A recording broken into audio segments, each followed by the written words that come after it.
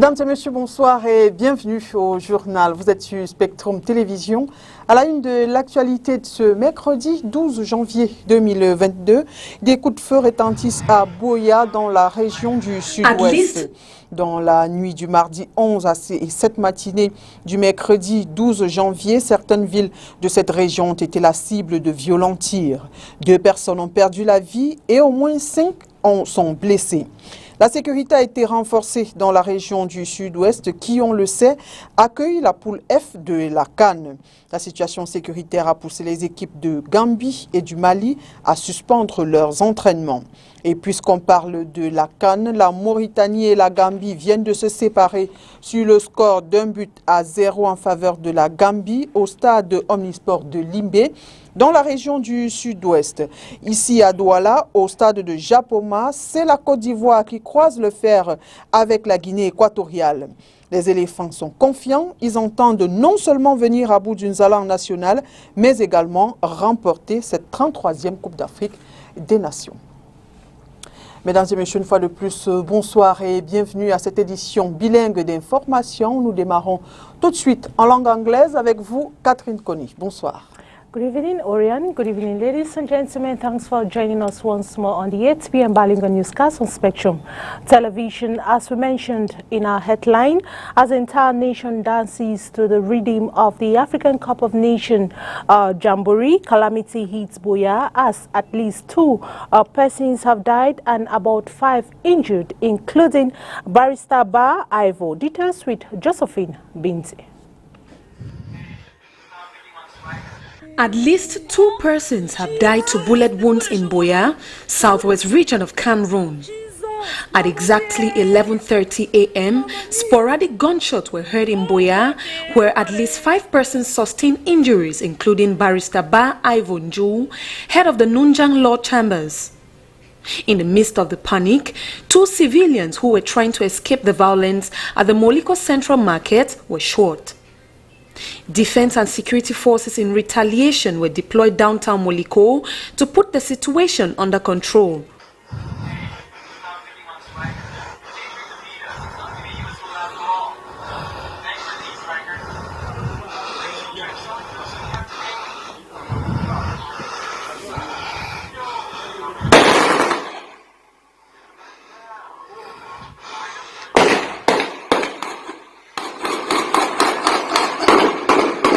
The Malian and Gambian national teams have suspended training as Buea has been dancing to the rhythm of sporadic gunshots. Violence in the restive regions is yet to be under control given the unprecedented transition from politics to sports at the end of 2021. This is, however, a tactic used by separatist fighters to hamper the smooth running of the AFCON tournament in the Anglophone regions. Voices in the bushes. Voices in the bushes have come to.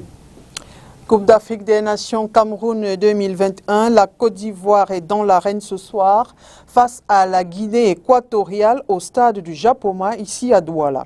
Les fans rencontrés un peu plus tôt en journée sont confiants, les éléphants vont battre le Zalan national et mieux remporter la Coupe d'Afrique des Nations en terre camerounaise, comme l'avait fait le Cameroun en 1984 en Côte d'Ivoire. Je vous propose de les écouter, sont au micro de STV. L'équipe de Côte d'Ivoire, les éléphants, on va avoir nos 3 points. Peu importe le nom de but, mais on aura nos 3 points. Parce que les éléphants de Côte d'Ivoire, on a laissé les Camerounais, on dit bon, prenez la Coupe du Monde. Comme on vient chez vous, c'est encore des idées providentielles qu'on vous donne, de telle sorte que vous allez encore en finale avec nous à la CAN 2022 au Cameroun. Donc la finale là, Côte d'Ivoire-Cameroun, alléluia. Nous on prend et on s'en va. C'est ça, parce que les Ivoiriens là, on est comme ça. Nous on est polis. Au revoir. On le tape 2-0 pour avancer. Nous on le gagne en 2023. Il faut qu'on prenne coupe pour envoyer en Côte d'Ivoire pour commencer sur ça. Nat là, on tue sur Nat, sur l'ancien Nat. Il faut qu'on a coupe là, puis on travaille dessus. Cameroun a pris coupe chez nous, 84. Il faut qu'on prenne coupe aussi ici au Cameroun en 2022. Là ça fait Z à Z. Et c'est notre beau. On va 2-0. 0, 3-0. La Côte d'Ivoire. Ouais, 3-0 en faveur de notre Côte d'Ivoire, 3-0. Ouais. Il y a Mas Gardel qui a 2 buts à marquer. Voilà, Mas Gardel a 2 buts à marquer aujourd'hui.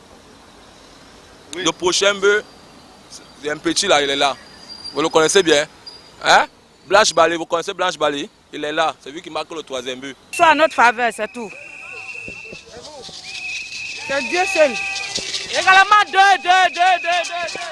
On prend les 3 points, 2-0. 2-0. 4-0.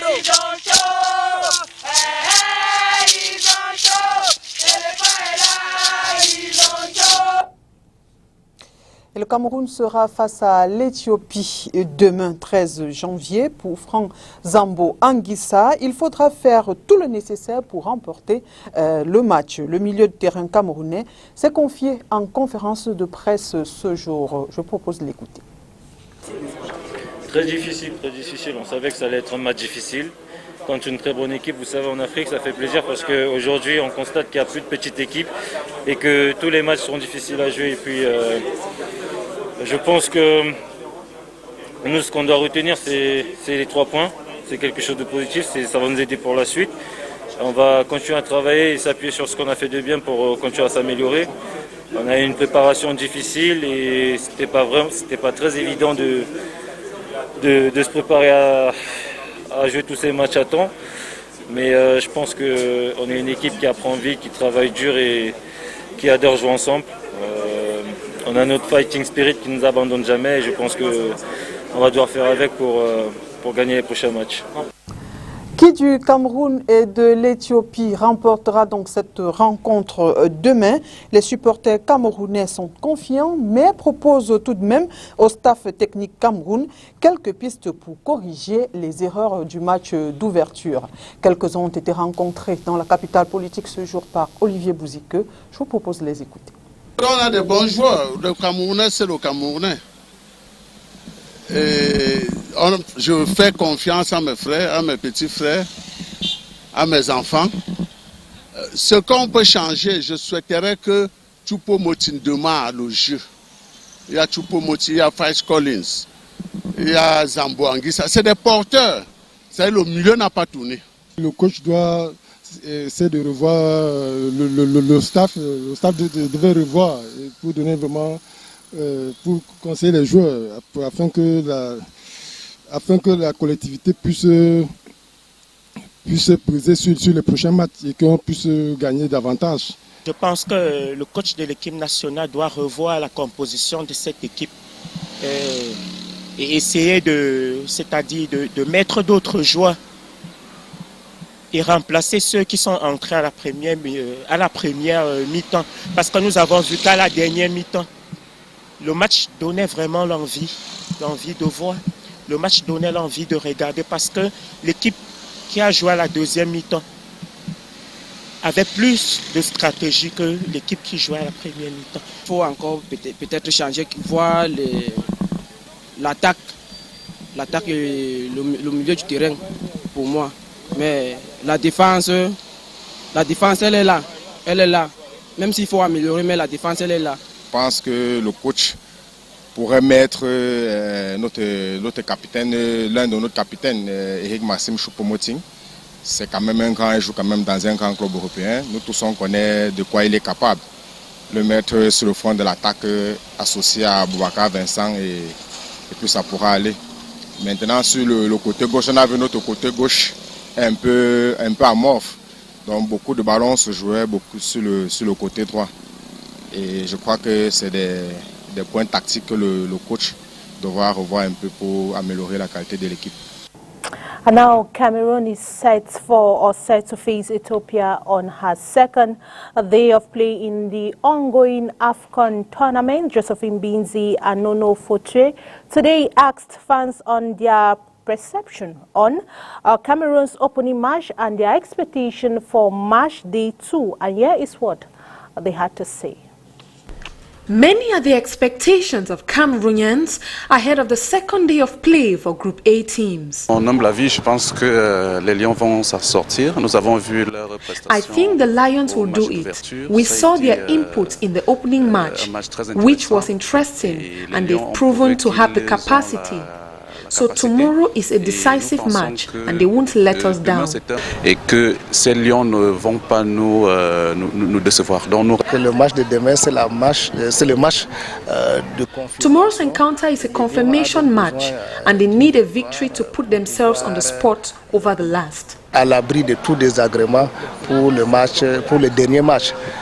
This fan is rather not convinced about the Lions' play style, given the circumstances under which the opening match was won. The last match was not convincing, and they won on 2 penalties. For me, they can do better. They can be victorious if they are well coordinated. We also want to see the likes of Choupo-Moting and Basogho in action. In the midst of it all, this fan is more than certain for a win against the Ethiopian national team. Le match de demain va gagner ça les doigts dans le nez. We will win tomorrow's encounter easily. I don't know what will prohibit us from winning. We have the likes of Abubakar Vincent and Choupo-Moting. Ce sera la magie. As the indomitable Lions are set to face Ethiopia tomorrow for the 4th time on the 13th of January 2022, football victory records 1 game won, 1 draw and 0 lost. Day 2 encounters will be decisive for Cameroon's preparedness for the next stage of the competition. Et pour cette Coupe d'Afrique des Nations, est-ce le vaccin anti-Covid qui fait fuir les spectateurs? C'est du moins ce que pensent certains Camerounais face au peu d'affluence relevée dans les stades depuis le lancement de cette compétition le 9 janvier dernier. Je vous propose de les écouter dans cet élément que signe Léla Renganzo. De grands stades neufs, rénovés, mais totalement vides. C'est l'une des images de cette Coupe d'Afrique des Nations qui restera dans les mémoires si rien n'est fait avant le 6 février. En effet, 3 jours après le lancement de cette compétition africaine, l'immensité des stades n'a eu pour reflet que le vide des gradins. Yaoundé, Douala, tout avait pourtant bien commencé le 9 janvier au stade Olembe de Yaoundé, qui pour le lancement de la compétition a fait le plein d'eux. À l'affiche, Cameroun-Burkina Faso.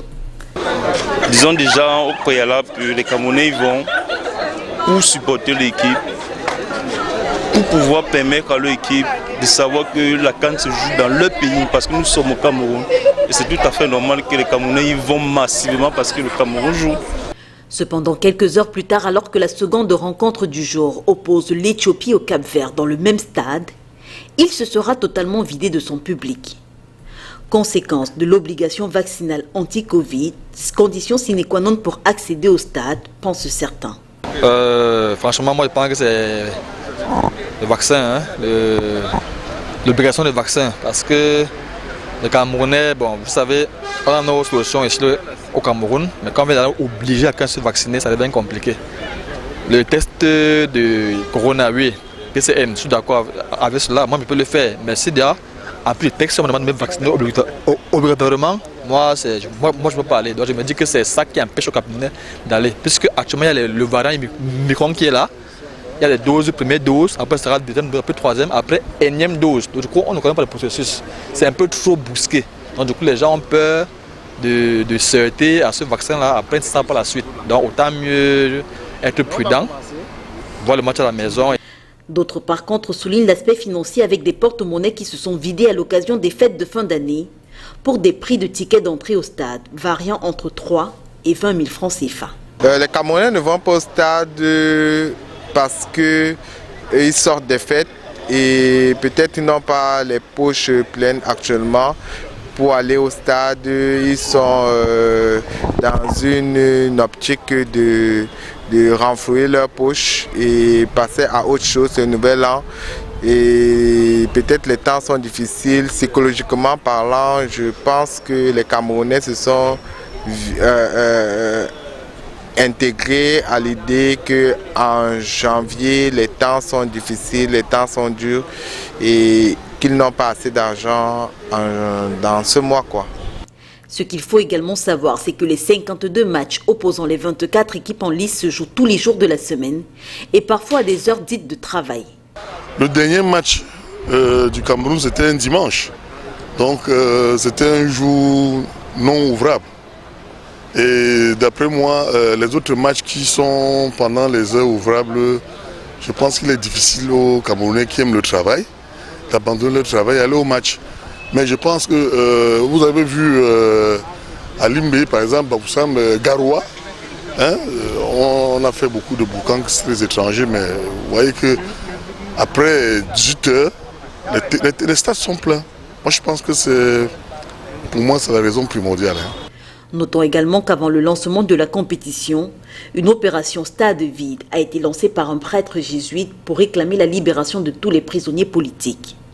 Si cette situation vient jeter un coup de froid sur les retombées économiques attendues de la CAN à travers entre autres les recettes d'entrée au stade, il faut cependant rappeler que le phénomène des stades creux avait déjà été décrié en 2019 et là, on était en Égypte.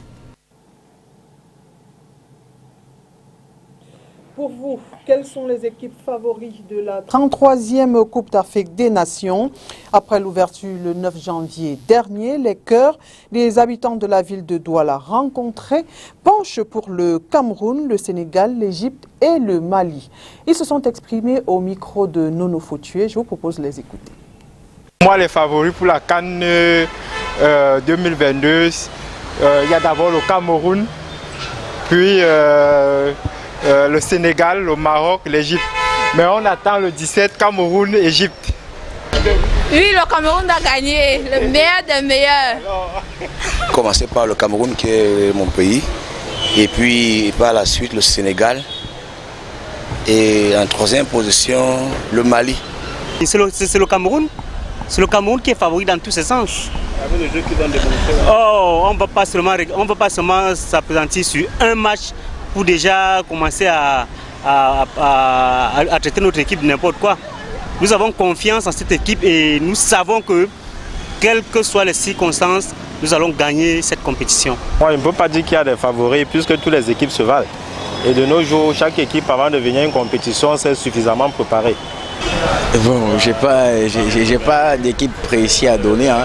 C'est le ballon et chaque personne va pouvoir jouer ce qu'il a connu, c'est le meilleur de lui-même. Donc je n'ai pas précisément de favori, mais en tant que Camerounais, je supporte mon pays et je pense que c'est le Cameroun. C'est le Cameroun parce que c'est d'abord mon pays de cœur et c'est le pays que j'affectionne le plus au monde. Donc je pense que le Cameroun est favori. Pourquoi? Parce que le Cameroun a toujours commencé des compétitions de manière timide. Mais au fil des matchs, il monte en puissance. Et je pense que le prochain match, nous allons voir un autre visage du Cameroun par rapport à ce que nous avons vu hier. Donc je pense que le Cameroun est bien parti pour pouvoir remporter. Parce que nous jouons évidemment sur nos terres, dans notre pays. Ça fait quand même 50 ans que nous attendons cette CAN. Il est hors de question qu'elle nous file entre les doigts. Parlons économie à présent et parlons justement de ces réformes financières exigées par le Fonds monétaire international avant un deuxième décaissement en faveur du Cameroun. Le premier de 96 milliards de francs CFA ayant déjà été encaissé. Notons que cet autre prêt vise l'accompagnement du programme de réforme économique et financière du Cameroun. Léla Renganz.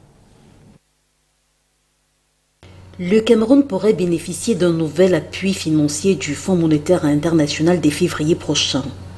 En effet, le conseil d'administration du FMI vient d'approuver en sa faveur un nouveau décaissement de plus de 115 millions de dollars. C'est ce qu'il faut retenir de la mission de travail effectuée en décembre dernier. Cependant, pour bénéficier de ce nouveau décaissement, le Cameroun est appelé à revoir et à réduire les risques budgétaires à travers une meilleure gestion de ses entreprises publiques. Il s'agit en fait de s'assurer de la viabilité de ses finances publiques en veillant à l'inscription comme il faut des recettes et dépenses dans le budget. Les autorités camerounaises espèrent quant à elles réduire progressivement le déficit budgétaire en le faisant passer de 3,2% en 2021 à 2% en 2022, puis à moins d'1% en 2024. Pour le FMI, parvenir à une croissance forte, durable et inclusive passe par l'amélioration de la gouvernance et la transparence. Le Cameroun sera félicité pour la publication du rapport d'audit des dépenses liées au Covid-19, mais aussi le pays de Paul Biya sera appelé à faire encore plus en adoptant cette transparence dans ses autres engagements. En rappel, le Fonds monétaire international a approuvé en juillet 2021 un crédit de 375 milliards de francs CFA pour accompagner le programme de réforme économique et financière du Cameroun sur une période allant de 2021 à 2024. 96 milliards ayant déjà été décaissés, les 67 milliards attendus en février porteront la dose à 163 milliards de francs CFA. La confiance, la détermination et surtout le sens de l'éthique sont des traits de caractère que doivent avoir les entrepreneurs. Le promoteur d'un établissement financier l'a dit ce jour aux étudiants de l'Université catholique Saint-Jérôme de Douala. C'est au cours d'échanges organisés dans la dite institution académique. Inès Panga. Les échanges durent plusieurs heures dans cet amphithéâtre ce 12 janvier 2022. Au questionnement des apprenants, le fondateur d'un établissement financier recommande la recherche continue de solutions qui peut conduire à la mise sur pied d'une entreprise. De croire en leur chance, de ne pas croire que leur succès dépend d'autres personnes, mais que leur succès dépend de leur aptitude au travail, de leur abnégation au travail. Dans un monde où il y a beaucoup de diversité et un monde où il y a en même temps beaucoup d'opportunités. Notamment, j'ai insisté sur le fait que l'Afrique est le continent qui a le plus de jeunes. Et dans les années à venir, il faut que cette jeunesse africaine puisse vraiment exprimer les talents qu'elle a et qu'elle puisse nous guider quelque part, avec des idées nouvelles, avec une vision nouvelle. Et en plus, il faut ajouter confiance, humilité, détermination et surtout valeurs éthiques pour être un bon entrepreneur. Les étudiants de l'Université Saint-Jérôme de Douala reçoivent ces précieux conseils tirés de l'expérience d'un créateur de richesse au Cameroun et en Afrique. Il a donné les éléments qui balisent le chemin d'un étudiant qui voudrait entreprendre, qui voudrait être ce slogan d'un étudiant, un emploi ou une entreprise à Saint-Jérôme. Et là, la dimension du travail, la dimension éthique, la dimension communicationnelle, il l'a beaucoup relevé. La concrétisation pour être témoin de son existence, il l'a aussi relevé. L'institution académique, en organisant de tels échanges avec des bâtisseurs, veut pousser ses apprenants à devenir de bons leaders. Durant 5 jours dans la ville de Douala, des masterclass en esthétique ont été organisés. L'un des enseignements portait sur la pose des extensions du cil en accord avec les nouvelles techniques appliquées. Reportage. C'est un travail minutieux et long. Je prends d'abord mon truc, après j'isole et je mets directement. Chacun va faire comme il sent. S'il veut, il isole avant, il prend son cil et il met. Moi, je prends mon cil et je mets sur j'ai un billet de ma colle. Vous allez voir si vous faites ça avant ou après de isoler. Voilà. Ça va tenir le temps nécessaire, c'est 1 à 2 secondes. Et je lâche. Le temps de pose des extensions peut aller en fonction de l'esthéticienne de 45 minutes à 2 heures. Tenant compte de la durée de vie du cil, ces extensions peuvent être gardées durant 3 à 4 semaines avec de temps en temps des arrêts chez la technicienne pour des retouches. Techniques, références et possibilités d'auto-emploi dans le secteur de l'esthétique, c'est la raison d'être de ces masterclass. Il s'agit d'une formation certifiante sur l'esthétique. En fait, tout ce qui a trait à la beauté du regard, donc ça va des extensions de cils au tatouage semi-permanent des sourcils. Et après, il y a des formations annexes telles que les soins de visage, certains soins de cheveux. Et donc voilà. Organisée à Douala durant 5 jours, la formation vient aider les unes et les autres à acquérir des nouvelles méthodes de travail. J'ai décidé de venir me recycler parce que le domaine que nous faisons, c'est un domaine, il faut se recycler tout le temps pour apprendre les nouvelles techniques de l'esthétique et aussi apporter un plus, surtout que de l'autre côté, elles sont plus avancées. En France, en Europe, surtout, elles sont avancées. Donc j'ai profité de l'occasion pour apporter quelque chose de nouveau à mes clientes. L'extension du cil est un cil en matière synthétique que l'on colle sur un cil naturel sans jamais toucher la peau. À ne pas confondre avec les faux cils qui, eux, sont en frange ou encore en touffe que l'on colle entre vos cils et sur votre peau. And on to this sad page, a prominent lawmaker, lawyer and member of the Social Democratic Front party and an opposition Senator Henry Kemende is no more. Reports say he was shot dead in the city of Bamenda in the northwest region at a close range by suspected separatist fighters. He was rushed to the hospital where he was declared dead. Lawmakers and politicians have condemned the killing, also blaming separatist fighters for his sudden demise. It should be recalled that late Henry Kemende was elected a senator for the Social Democratic Front in 2018 and has always blamed the government for not doing enough to solve the ongoing socio-political upheaval in the two English-speaking regions of the country. And that brings us to the end of the 8 p.m. Balingo newscast on Spectrum Television. Ladies and gentlemen, thanks for watching the news and have a wonderful evening. Good night, Oriane Duncan. Bonne soirée, Catherine Koné. Mesdames et messieurs, merci d'avoir été des nôtres. Avant de refermer ce journal, précisons que la Côte d'Ivoire mène la Guinée équatoriale sur le score d'1-0. C'est le groupe E qui est dans l'arène ce soir. Merci d'avoir été des nôtres une fois de plus et à demain pour une autre édition d'Information bilingue.